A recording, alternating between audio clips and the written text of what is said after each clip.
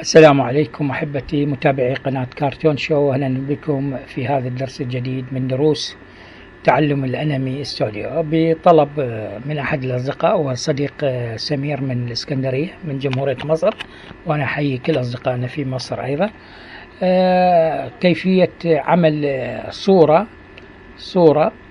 وتحريكها في برنامج الأنمي ستوديو. هسه راح نسوي الطريقة، بالرغم من أني يعني هذه الطريقة يعني مو مجدية صورة، أشوف الرسم أفضل من خلال ربط العظام والحركة، لكن راح نسوي هذه الطريقة. راح نستخدم برنامجين، هو الأنمي ستوديو وبرنامج الفوتوشوب، ونجيب لنا صورة من الانترنت. هسه نفتح الانترنت، نشوف الصورة. هو راد هذه الصورة نحفظها أول مرة، نحفظها طبعا ناخذ الصورة BNG أو ناخذها JPG، أي صورة. احنا نريد نجيبها بالفوتوشوب حتى نقطعها. بالفوتوشوب تقطع هذه الصورة حتى نسوي عليها العظام. هسه حفظناها، هذه الصورة حفظناها في مكان. نفتح الفوتوشوب ونستورد الصورة، نقولها اوبن ونجيب الصورة. نجيب الصورة، مو هذه الصورة، نجيبها وين احنا حافظيها، حفظناها باسم آخر. هذه هي الصورة باسم مان. هذه هي صورة صغيرة، طبعا يفضل أن تكون الصورة كبيرة. المهم هسه احنا راح نكبر الصورة، لازم كبيرة. لاحظ ان الريزوليوشن مالتها مو مضبوط، يعني الصورة لو أكبر تكون أفضل. هسه هذه الصورة بلاير، كلها بلاير. راح نقطع أول مرة الراس، نقطع الراس بهذه الأداة. تقطع الراس، لاحظ هسه راح نقطع الراس ونخليها في لاير الوحدة.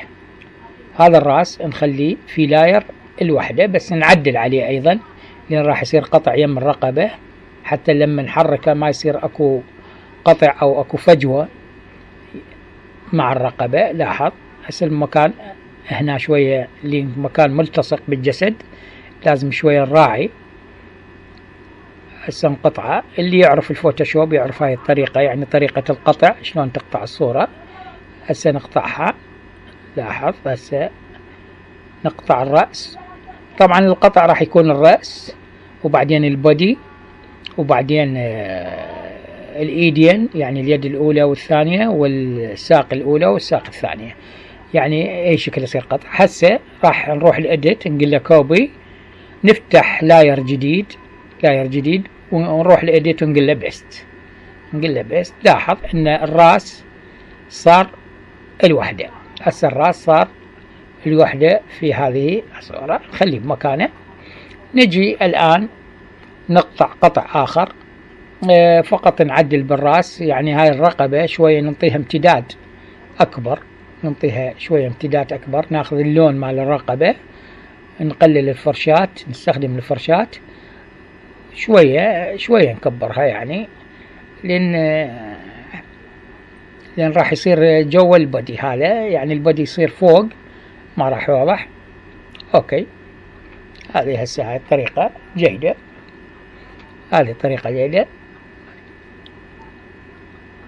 احنا نحاول ان نكون يعني نهتم بالرسم حتى تطلع النتيجة افضل. ومثل ما قلت لكم، يعني هي الطريقة، يعني أنا ما مقتنع به بمثل هكذا طرق، إلا في حالة واحدة، إذا تريد تسوي شخصية معروفة مثلا فنان كذا، تريد تركب راسه ممكن. هسه نجي القطع الآخر عفوا نقطع ليد اليمين. طبعا هاي اللايرات، كل لاير تخليه باسم، يعني مو يصير لاير 1 لاير 2 لاير، لا، كل لاير لوحده. لاحظ الايد شلون نقطعها، نكملها، يعني نكملها حتى لو نصعد على الراس ما يخالف، نكملها لان احنا راح. لاحظ هسه اقول له كوبي وافتح لاير جديد، اجي لاير جديد افتحه واقول له بيست. واقول له بيست. هاي الايد طلعت عندنا الايد. هسه هذه الايد لاحظ لانها شعر الرأس موجود وياها، ناخذ اللون، ناخذ الفرشة ونعدل، يعني نعدل بالايد بحيث نسويها ايد كاملة. ايد كاملة، لاحظها هذه ايد كاملة. هسه نرجعها الى مكانها. خلصنا الايد ترجع بنفس المكان حتى بعدين من نستوردها الى البرنامج. هسه نريد نسميهن، خلينا نسميهن شلون؟ دبل كليك عليها راح يطلع لنا هذه، راح نسميها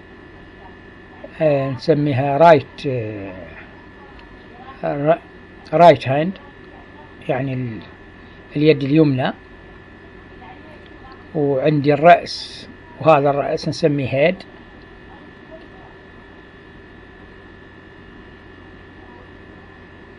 هسه نجي إلى قطع اليد الأخرى، أو هذه اليد نفسها نسويها دبل كيك لاير، ما نقطع ذيك ونسميها ليفت، نسويها ليفت يعني للسرعة. هذه أنت تقدر تقطعها. هذه نفس الإيد، هاي الإيد نجيبها نخليها مكان ذيك الإيد، هي نفسها. إذا تلاحظ أنها نفس الإيد، يعني تصميم مالها نفس الإيد، بس نخليها أسفل البودي تصير أوكي. هاي الإيد الثانية. هسه نجي نخليها بطريقة على طريقة التيبوز، يعني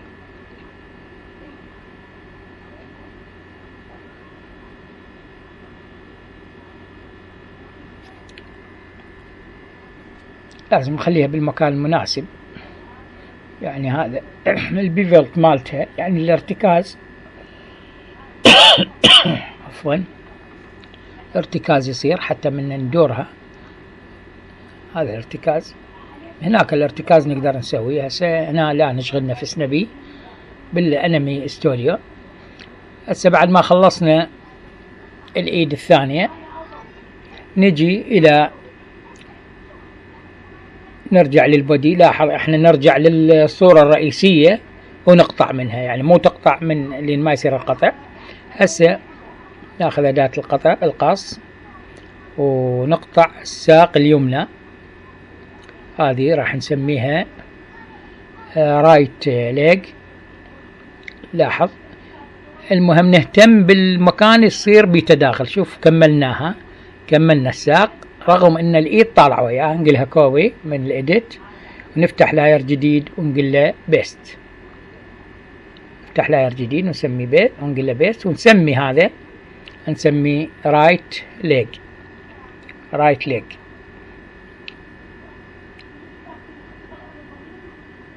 هذه لاحظ ان الايد طالعه وياها. شو راح نسوي؟ ناخذ اللون، نستنسخ اللون، نروح للفرشات ونعدل بالساق حتى تجي ساق مضبوطة، ما تطلع ما بها تداخل مع البودي او مع الهاند. هذه اوكي. هسه كملت هذه الساق راح نجيبها نخليها بمكانها. عندك الساق اليسرى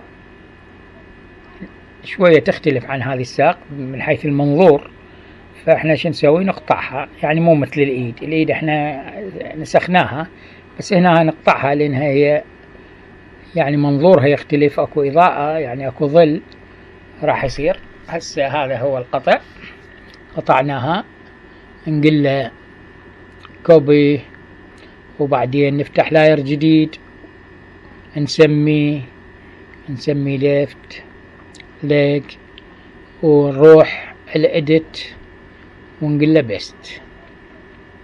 هسه نشوف الرجل ونعدل عليها، نعدل الالوان، يعني نلغي البودي. شوف لاحظ اذا اكو بودي ناخذ الفرشة. هذه لازم انت تعرف اذا تريد تشتغل بالانمي ستوديو لازم تعرف الفوتوشوب، يعني على الاقل تعرف يعني شغلات اولية، يعني شغلات بيسك بيها، مو شغلة تمام يعني حتى تضبط شغلك. لاحظ هسه نرجعها الرجل. هسه بقى عندنا فقط البودي. ناخذ البودي، شوف شلون البودي القطعة كامل، يعني ما لك علاقة بالايد، ما لك علاقة، هاي اخذها وياك انت بعدين راح تمسحها. والشغل كله بالفوتوشوب المسح ما يصير. شوف انت ترسم البودي شلون تريد ترسمه. عفوا، هذا هو البودي. لاحظه بهالطريقة. هسه كملنا، نقول له كوبي، نسوي لاير جديد ونسميه بودي. نسميه بودي. انا افضل ان الكتابة كلها بالانجليزي تصير، حتى لو تكتبها عربي بس لاتيني انجليزي يعني. هسه نجي نمسح الايد اللي ظاهرة. هسه اذا تلاحظ اكو الايد طالعة نمسحها. الشعر طالع نمسحها ايضا. ناخذ اللون، ناخذ الفرشاة ونظل نمسح بها ونعدل، يعني نلغي تفاصيل اليد الموجودة بهذه. الشعر طويل يعني ممكن نخلي فراغ بعد الكتف حتى الوجه احتمال يصير للأمام. هسه كملناهن كلهن. بس خلنا نقطع، خلنا نمسح. ناخذ لون الرقبة. لون الرقبة، لون الرقبة هذا إذا تلاحظ. هسه راح نرجع مكانها. هسه راح ننسخه هذا كله نسيفه. لاحظ كلهن كاملات وكلهن تمام، يعني كلهن. هنا نريد بس عفوا، هذه الفرشاة كبيرة، نقلل من حجمها، نقلل من حجمها حتى شوية نعدل حتى لا تصير عندنا زيادات. الآن كل شيء كمل. هسه راح هذا نسميه، خلينا نسميه all. نسميه all يعني كل الشخصية. هسه راح نسيفها عادي، نسيفها PSD، يعني نسيفها PSD. لاحظ. وخلنا نسميها اسم، سميناها مان، ونقول له سيف. هو سيبنا. هسه نروح البرنامج الانمي ستوديو ونقول له من فايل امبورت ايمج، او من اللايرات نقول له ايمج. الاثنين نفس الشيء. احنا خليناها بسطح المكتب. نشوف الصورة سميناها مان ديسكتوب، نسميها هي مان PSD. هي هذه حتى تكون نشوفها. اختلطت عليه الملفات، هي موجود الملف. هذا هو الملف، هذا الملف، مو هذا الملف مان. اوكي، شوفوا لاحظة ان الملف PSD. راح نختار من نسحبه، ما نختار من عندها، مو لكم نختار منها هذه. هسه طلعت كل اللايرات اللي سويناهن. هذا اللاير الرئيسي اذا تلاحظه. هسه هذه هي الصورة. هذا اللاير الأول نلغيه. لاحظ هذا نسوي البيفولت، يعني الارتكاز مالته من خلال الارتكاز من هاي الزائد باللاير. نختار لاير، نختار الزائد ونسوي الارتكاز. هسه الليفت هاند الارتكاز مالها دائما لفوق، يعني شلون نريد ندورها حتى نقدر ندورها. هسه اذا تلاحظ هذا الارتكاز ايضا. الايد تمام. الايد الثانية هذا ننزلها جوا البودي، يعني نرتب اللايرات مالتنا. يعني هاي الايد اليسار كانت تحت البودي. هسه ايضا هذه نسويها البيفلت مالها، يعني المرتكز ارتكاز. ندورها تدوير. لاحظها تدور يعني راح نتأكد احنا من. هسه هذه الايد ايضا نسويها مثل التيبوز. نجي للبودي، هذا البودي نخلي ارتكازه للأسفل.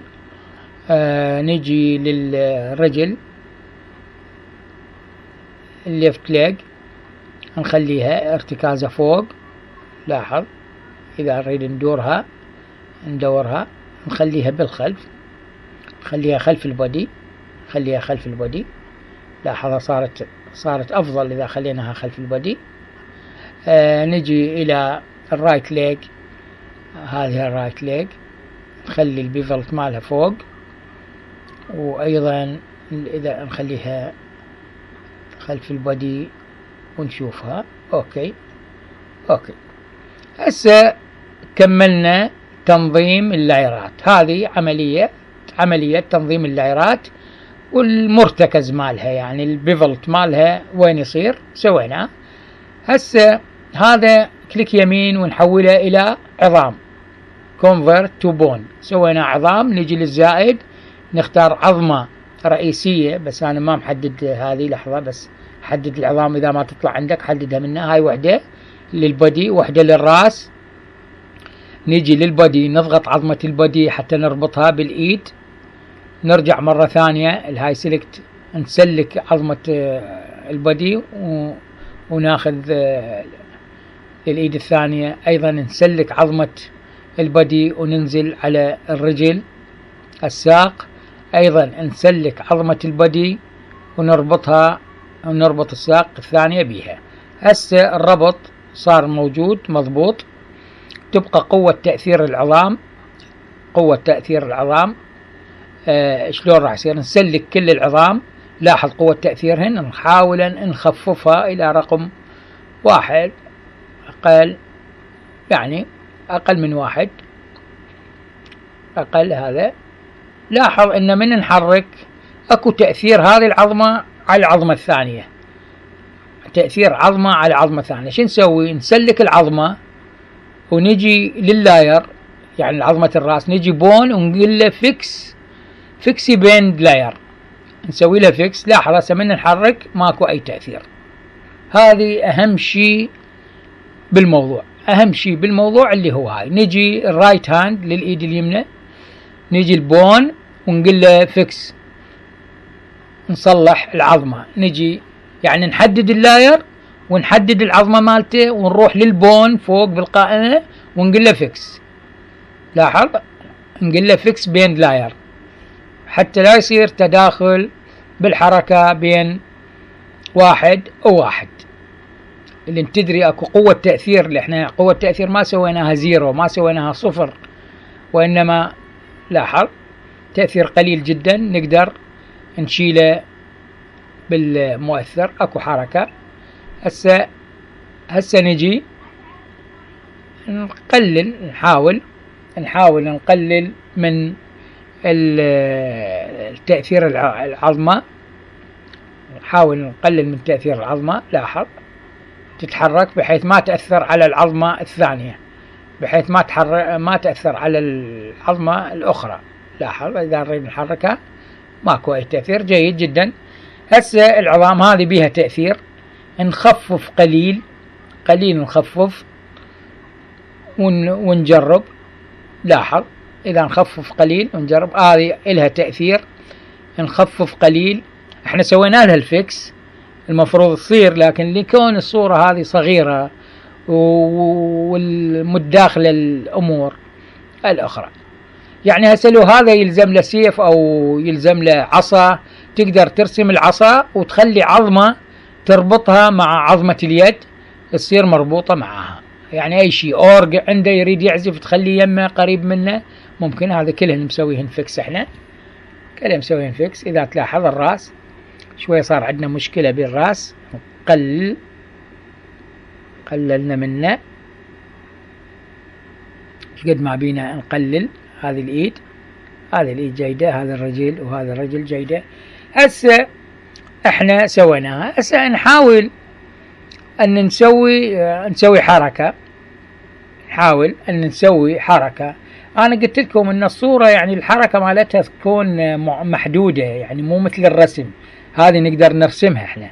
هسه راح نسوي حركة بسيطة، مشي ونمشي الخلفية حتى هو يمشي.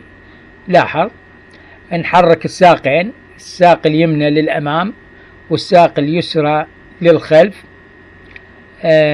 نخليها على رقم 12. احنا بالبداية يعني رقم 1 نحركهن. هاي من رقم 1. لاحظ ناخذ رقم 1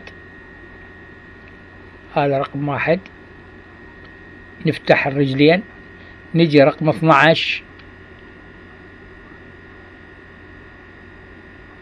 يعني تصير الإيد اليمنى مع الساق اليسرى، والإيد اليسرى مع الساق اليمنى. إذا تلاحظ هاي لو بالرسم احنا رقم 6 يعني الفريم السادس لازم الرجل يصير بها كسرة، هنا ما نقدر نسوي كسرة هي للأسف. سلاحظ هسه ناخذ فريمات كي فريم مال رقم 1 ونخليهن بال24. قل بيست هسه بس كوبي، يعني ناخذ فريمات 1 نخليهن بال24 وال12 الحركة الثانية. لاحظ هاي الحركة، بس هسه نحرك اليدين وياها. هاي رقم 1، احنا ما حركنا الإيد، تتحرك الرجل فقط، بس نحرك. هسه فقط نحرك. احنا بس تتأكد، لان هي هاي صورة مو رسم حتى نعرفها. هسه هنا رقم 6 المفروض تنزل كلها. لا الحركة مو صحيح، حركة مو صحيح، بس لحظة. هذه قلنا المعكوسة الإيد، هسه مضبوط. هسه نجي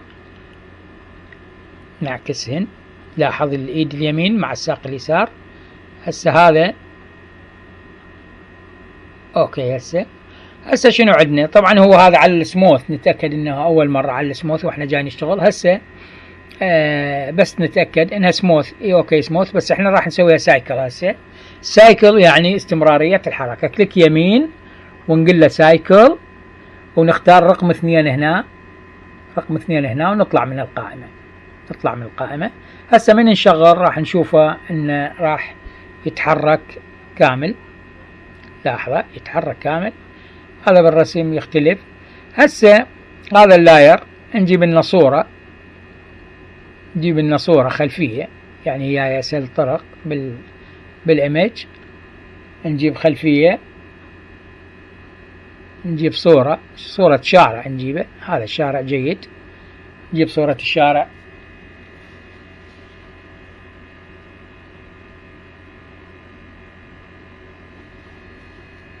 هذا الشارع شوي نكبره نوسعه حتى يكون نحرك، نخليه بالأخير.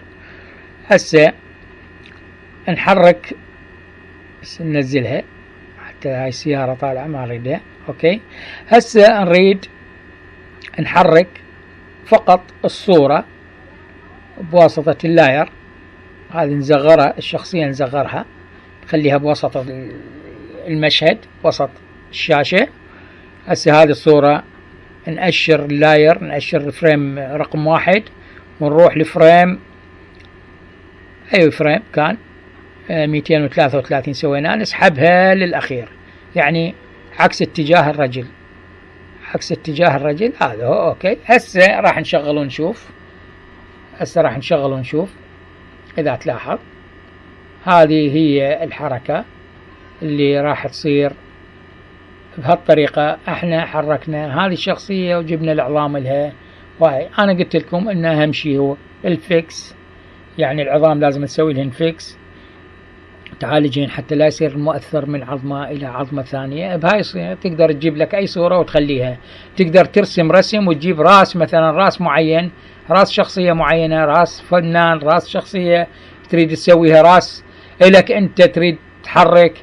احنا بعدين يعني اذا تريد تسويها اكثر، يعني ادفانس اكثر، مثلا تسوي النظارات الوحده، تسوي العيون الوحده، الحلق الوحده، الفم الوحده، يعني الشعر شويه تنطيه شويه حركه، ممكن يصير هواي شغلات بيه.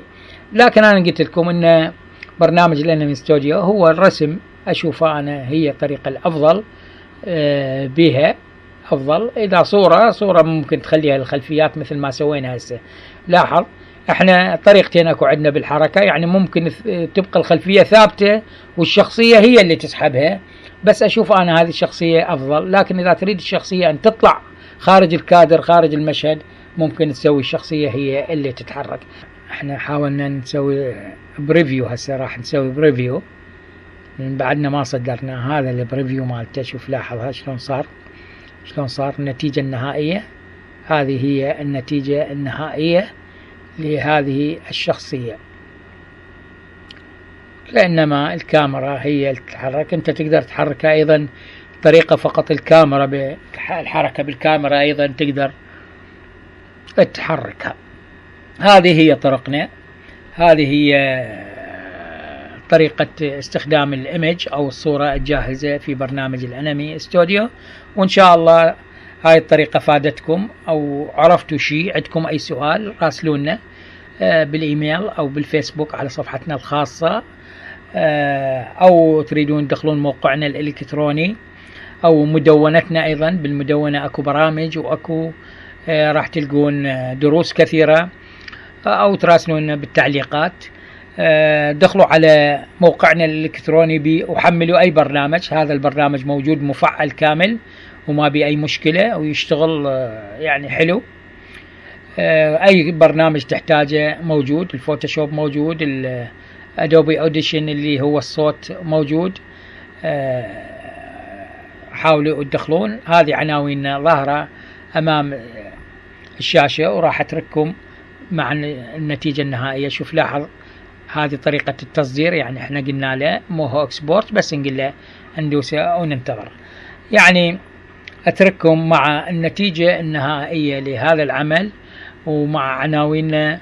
ان شاء الله نلتقيكم في درس قادم من دروس الأنمي ستوديو.